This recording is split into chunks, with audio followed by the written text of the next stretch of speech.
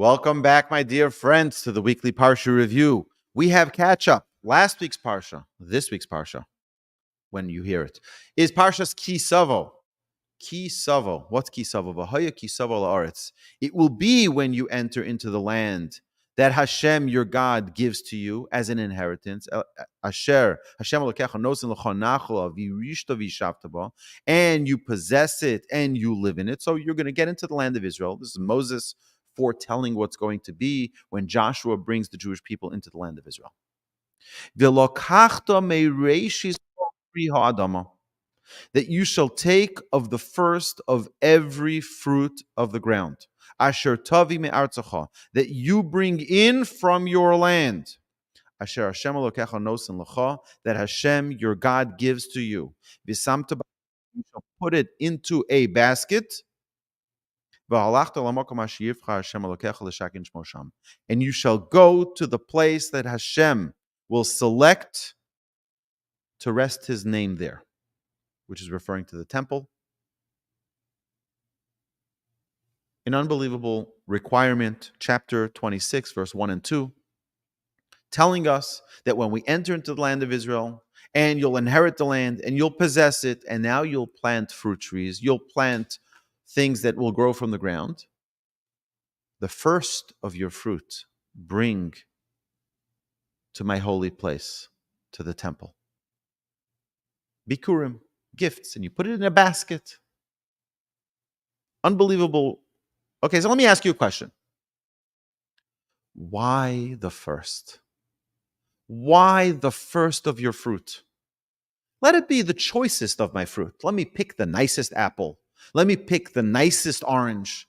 Why does it have to be the first? No. The first one. That's the one you should bring to me.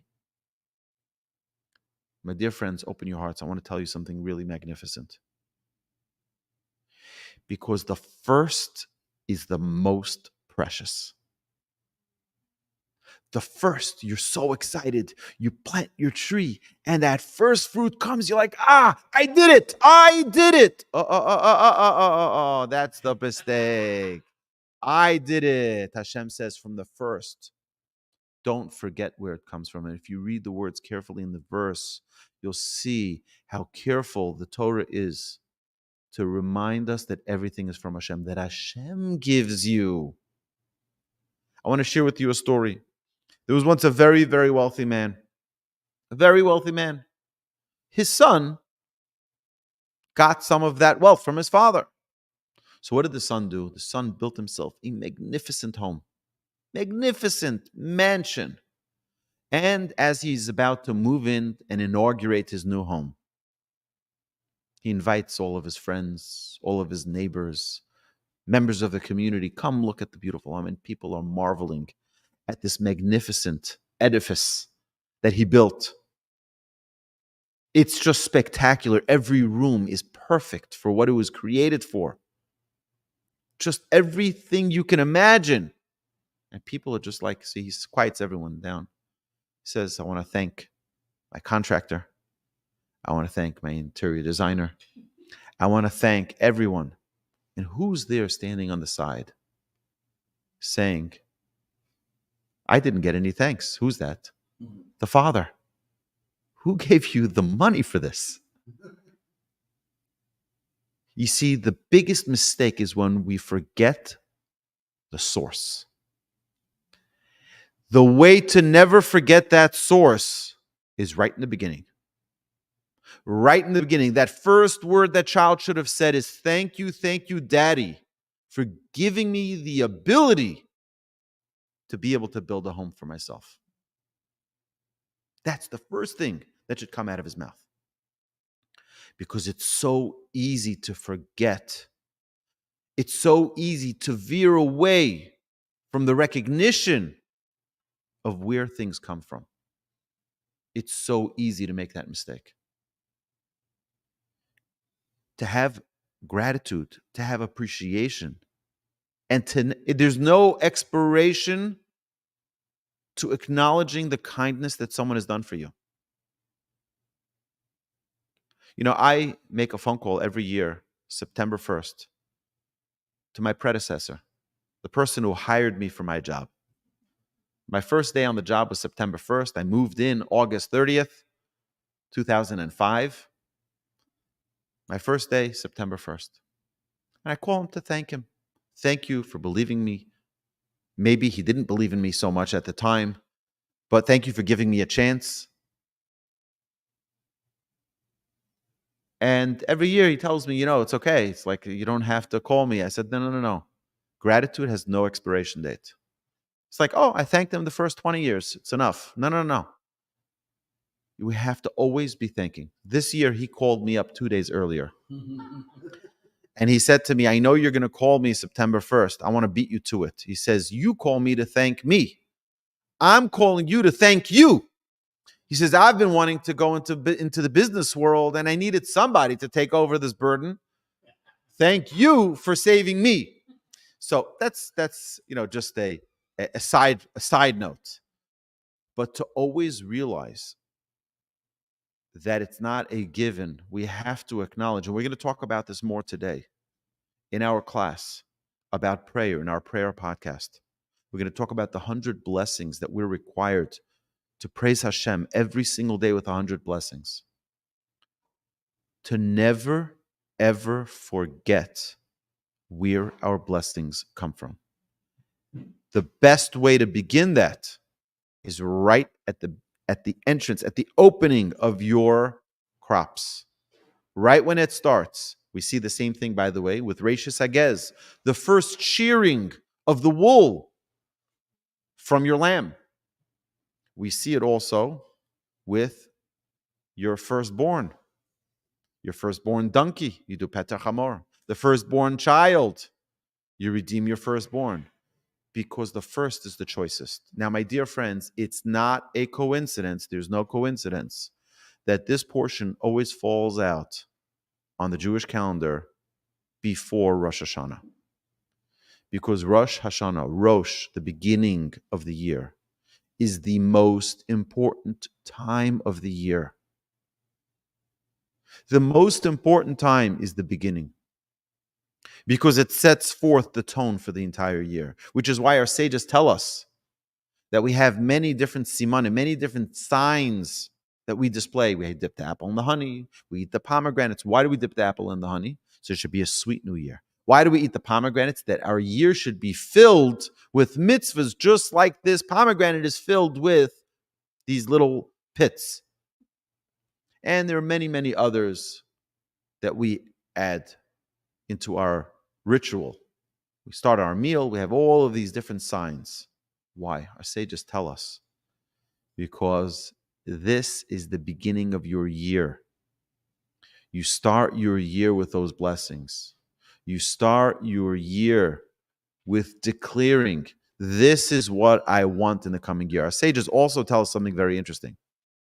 That the 2 days of Rosh Hashanah, by the way, it's not a 2-day holiday like other holidays, which is in Israel 1 day and in the diaspora 2 days.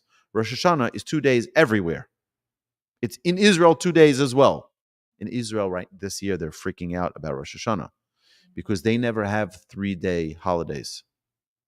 They always have maximum of 2 days. They can have a Friday holiday and then Shabbos, or Shabbos and then holiday, because they only have 1 day. Except for Rosh Hashanah is the only time they have a 3-day. And this year they have a 3-day. It starts Wednesday night, Thursday night, Friday night, Shabbos. Israelis don't know how to deal with that. We know how to deal with it. This is a regular occurrence for us in the diaspora. But it really is an amazing thing. The beginning of the year, Rosh Hashanah, our sages tell us, these 48 hours of Rosh Hashanah are a microcosm of the entire year. You want to know what your next year is going to be? Examine your Rosh Hashanah, which is why our sages tell us in the halacha, don't sleep in the afternoon on Rosh Hashanah. You don't want to have a sleepy year. Well, what does one have to do with the other? Well, what you do on Rosh Hashanah is a sign for your whole year. It's an amazing thing, which is why many people have the custom to recite the entire Tehillim, the entire Psalms on Rosh Hashanah. There's a promise of unbelievable blessing that comes upon a person who does that. And we know we're in synagogue all day on Rosh Hashanah. But we also eat. When we eat, what do we do when we eat? We schmooze, we talk. People are very careful not to speak Lashon Hara at their table, not to speak negatively about another person, not to talk about gory, disgusting things, to only talk about nice, beautiful, happy things. Because this is the beginning. The beginning is the most precious. You know, our sages tell us that when Noah was in the ark, he was feeding all the animals. He was running from animal to animal, feeding all the animals. So as we know, we've heard the story from grade school that Noah walked out limping. Why did he walk out limping? Because he was a little delayed in feeding the lion, so the lion bit him. Give me a break. This guy is there for a half a year feeding every single animal. He's late one time for breakfast, and you bite him? One time? When all of future lions depend on me, you can't afford to be late. Abraham, our patriarch, did the greatest kindness with the three angels. He gave them water to drink. He gave them everything. But if you remember, with that water, he didn't actually bring it to them. He asked his son, he said, go get the water. Everything else he served them. He served them the meat, and he served them the cheese. He served them the cheese first, and then the meat. Unbelievable. Took such great care of them. God says, as the founder of monotheism, Abraham, the father of the Hebrews, the father of the Jewish people, you sent someone else to give them water, to give your guests water? You're going to be punished for that. Your children in the desert are not going to get water directly. They're going to have to get it from the stone. They're going to get it through a messenger. Just like you. You imagine, what did Abraham do wrong? You know what he did wrong? You're the father of you're the beginning of a nation. Everything's got to be perfect in the beginning.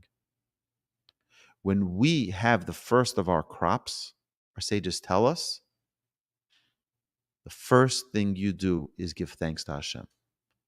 You carefully take that fruit, that first fruit, and bring it to Jerusalem to thank Hashem, to show Hashem how grateful you are for all of his blessings.